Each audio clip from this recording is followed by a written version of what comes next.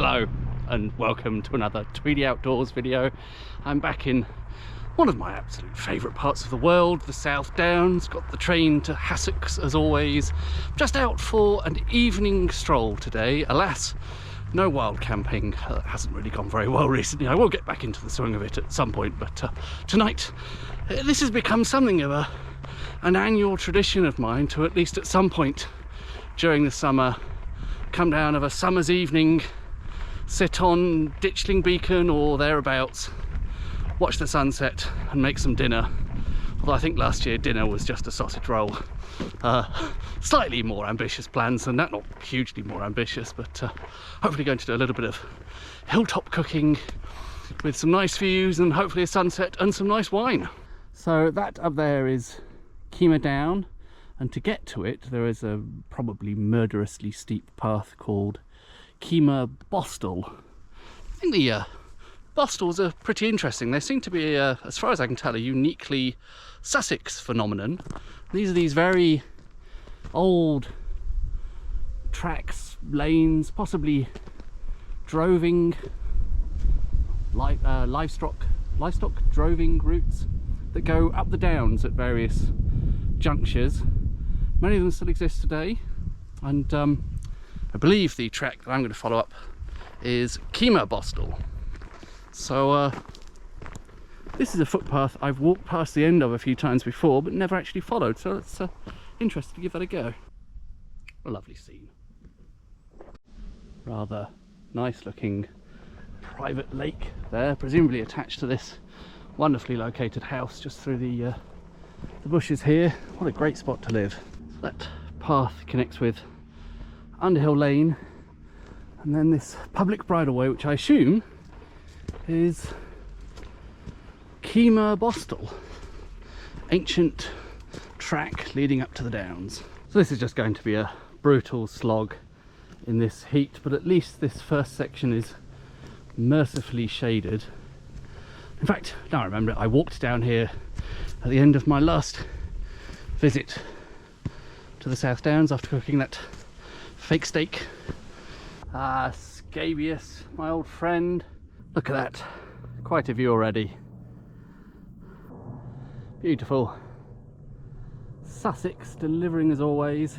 You may remember I paused on the way down at the end of that walk last time I was on here on Keymer Down and pondered about the purpose of these lumps and bumps here, and I'd like to say hi to WC21 Productions UK Limited, who correctly guessed, after I did some subsequent research, transpires there are in fact mining sites, I believe going back to at least the Iron Age. I think this little ledge might be good. It's very dark on the GoPro screen. That's just being attacked by flying ants now. It's a tiny bit off the path there, so I'm hopefully not in anyone's way.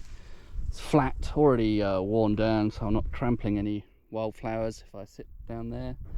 That'll be pretty nice, and I've got a lovely view of the earthworks below me and good view of the sunset. Once again, I've ridiculously lugged an ice bucket up the hill, just like that previous time. I have kept it in this cool bag which was inside my backpack, and at least some of the ice herein is still ice. There's a bag of what's mostly just cold water, but hopefully that will have done the job en route and kept that bottle of wine nicely chilled. Wine is something a bit special actually. It's Exton Park's 100% Pinot Meunier, and it's a rosé, so that's going to be really interesting. It was pretty pricey, and as I'm on the eve of unemployment, this may be something of a sort of final hurrah. So I'm looking forward to trying this out. Yes, I'm wearing the ridiculous Panama again. Just one of those things, I'm afraid. I've got the sun right in my eyes, and you know, not only would I be burnt to a crisp if I didn't wear this ridiculous hat, but I'd also be squinting. I'm squinting a bit, but the brow of it is helping to keep the sun out of my eyes a little bit, so excuse the stupid appearance. But anyway, tonight's dinner, I thought, as it's sort of hot, summery, I would make some sort of chili con carne. This is a dish I often make at home, which is kind of interesting because, you know, I don't eat meat, and my daughter doesn't eat anything particularly spicy.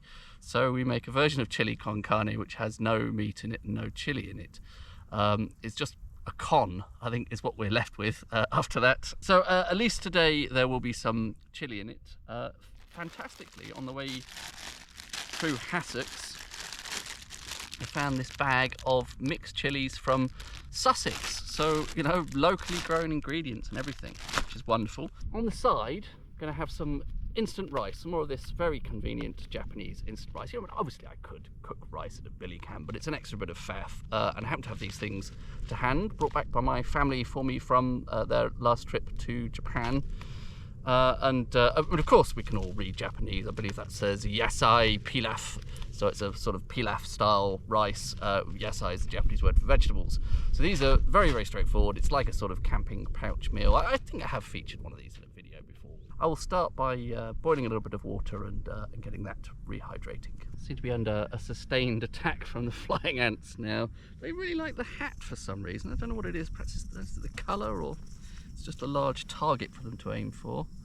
All sorts of things crawling over my attempt to do a bit of outdoor cooking here. But anyway, while that water is coming to the boil for the rice, I'm going to open up this Exton Park Pinot Meunier Rosé.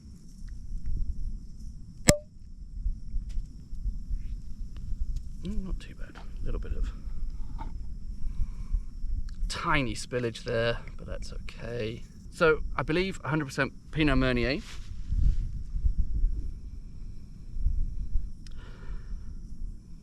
Met with a nice sort of hedgerow fruits kind of nose to begin with. Might be fanciful because I've been seeing blackberries on the way up, but things like blackberries, but it has that lovely characteristic Exton Park sort of zingy acidity and precise minerality. This is of course also a wine of the South Downs, the other end of the South Downs near Winchester, but it similarly benefits from this chalky soil apparently that I'm currently sitting on. Mouth-watering, very moorish. It's rather nice. It just needs I think 170 millilitres of water, or up to the line. And it goes. Right.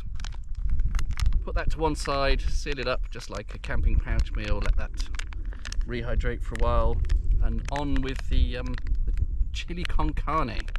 Showing you a bit more of my ankles than you probably need to have in a cooking segment, but okay. I have some red onion and garlic. To chop those first.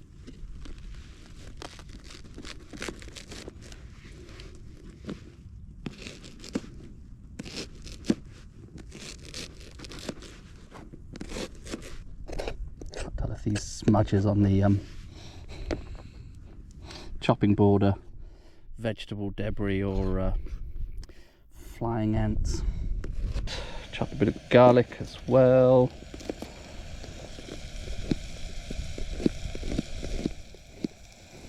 That'll do. Rough, but chili peppers. Giving them a very cursory rinse. And, oops. Now it's fallen on the floor, so that's all a bit irrelevant. I generally like to scrape the seeds out because I want the sort of I want the flavour without the kind of murderous heat of the chili. It's a bit easier to do at home. Smell those onions. I'll turn that off for a while so it doesn't just burn. Well, it is burning a bit, but that's fine. It's all flavour. All right, that was much more labour intensive than I imagined it would be. I will end up with a couple of seeds in here and there. That's not the end of the world. So we'll roughly chop these and they can go in the pan.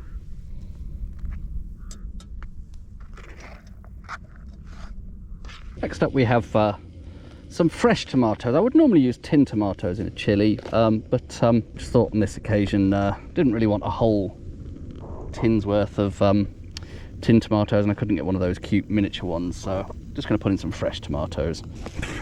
The flying ants really are quite a nuisance. They sort of come in fits and starts. Suddenly I get a kind of a swarm of them all at once. Really a bit hard to concentrate on the cooking given the assault of the flying ants. And some of them seem to be trying to get into the cooking, which is probably not great. The nondescript mince has now gone in as well. The thing I'm forgetting is the spice mixture, but quite hard to concentrate given the assault of flying ants. Getting quite bitey. I think they're sort of having a fight. Is it sort of two rival tribes? Anyway, quickly, spice mixture goes in there. Just ground that up at home. Cumin, coriander, paprika, a bit of black pepper.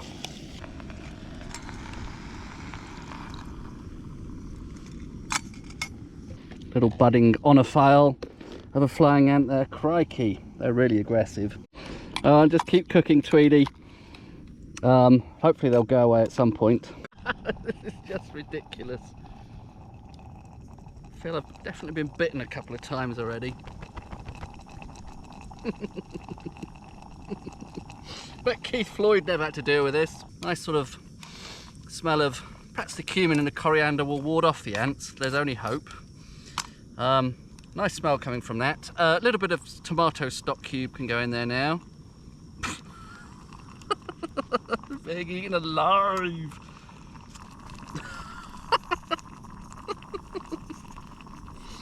This is a bit silly. I'm going to fish quite a lot of them out of my wine, which is, you know, suboptimal. Ah! What a lovely time I'm having out here in nature. Go away! Okay, final ingredient. Tin of red kidney beans, of course. I don't really want a whole lot of this, but sort of slightly, I don't know, probably can't even fit all of it in. About that much. Decided to make at least a partial strategic withdrawal because the flying ants were giving me very strong signals that they felt some sense of ownership over this spot of land. I don't know if this is perhaps where they were planning on establishing a new nest or something. I'm not really sure how that works, but the attacks were becoming a bit more intense. And although, you know, I say that I've packed up all my stuff, now they've gone again, so perhaps they were just making some kind of protest about outdoor cooking, or I don't know, obviously not Floyd fans. Anyway, the sun is starting to progress towards setting over there. The sky's looking rather pretty, so if I can find another spot which is somehow magically devoid of flying ants, I can carry what I've cooked now. It's just the billy and the instant rice. It's all quite portable. Okay, I've just moved a few meters away. That's the lump I was sitting on before. And this is probably an incredibly naive hope that for some reason the flying ants really like that lump, and just a few meters over this way somehow they won't be interested. It's quite possibly me they were targeting rather than the lump. We'll see. It's an experiment, I suppose. I'm learning something about flying ant swarming behavior. For the moment, don't seem to be being bothered by the flying ants, so well, perhaps I should just get on and eat my dinner as quickly as possible. Here is my assembled dinner with the bit of the sun setting in the background. We have Exton Park's Pinot Meunier Rosé, my made under duress whilst being attacked by flying ants, Chili Con Carne of some description, and bizarrely some Japanese vegetable pilaf rice. Bit of this rice first, I think, to cleanse the palate. It tastes like rice. Good. Time for a bit of this Chili Con Carne.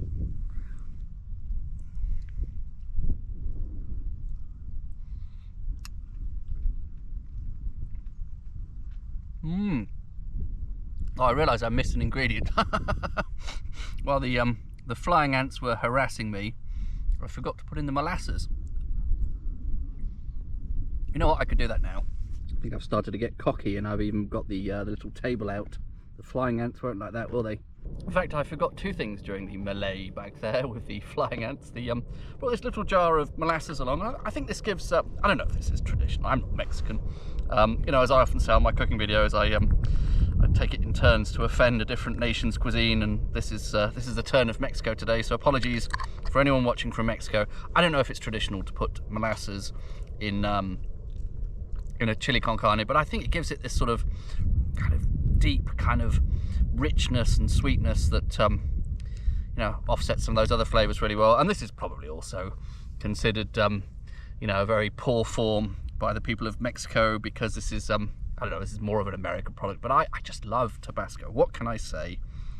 Call me a man of simple tastes, but a couple of dashes of that in can only help.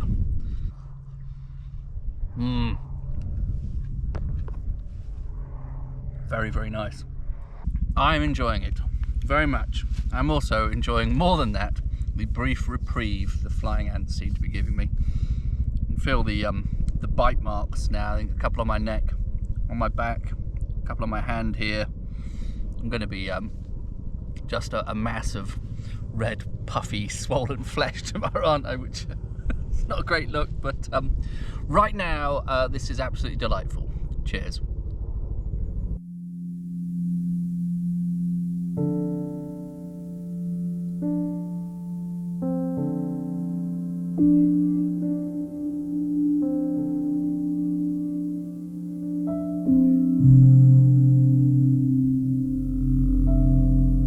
It's now cool enough to put my actual jacket on. This is I'm very fond of this kind of, I don't know, biscuity grey flannel made for the summer. I tried to do a time lapse then. They're always for some reason they always seem to end up disappointing. It just runs the battery down. I don't know why I bother, but it gave me a bit of peace and quiet to finish dinner, have a glass of wine, just sort of enjoy being here. Yes, now the flying ants have gone away. This is utterly delightful. Some free advertising for Exton Park. Sun's looking rather lovely now.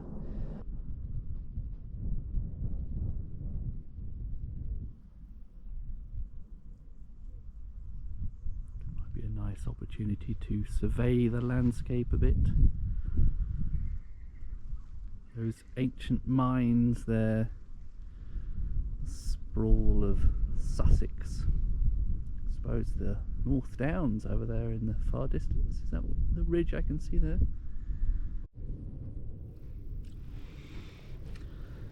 Cheers.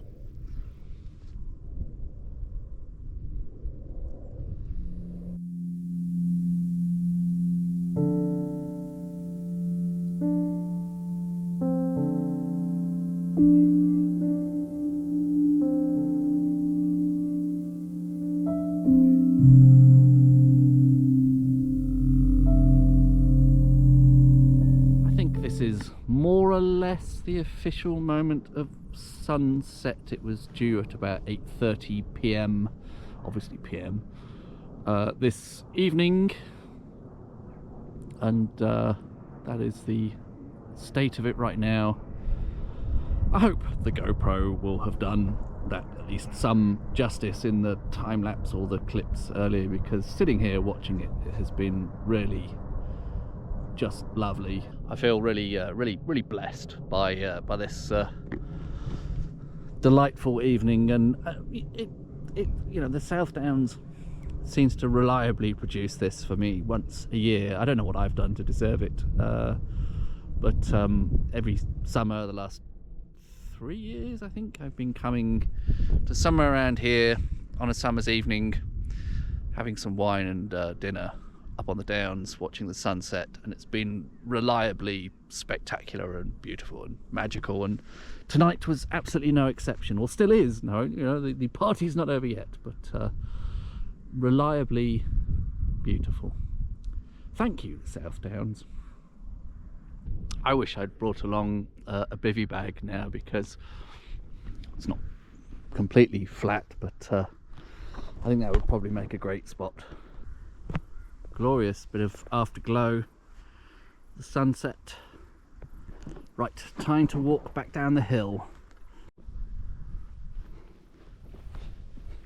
Recall the paths going down Keymer Down, away from the main bostel, being slightly non-obvious, and the light is fading a bit, so sorry, very, very shaky camera work. I imagine the GoPro is not happy when the light starts to go, is it? Stabilization, it really doesn't know what to do with these sort of lighting conditions.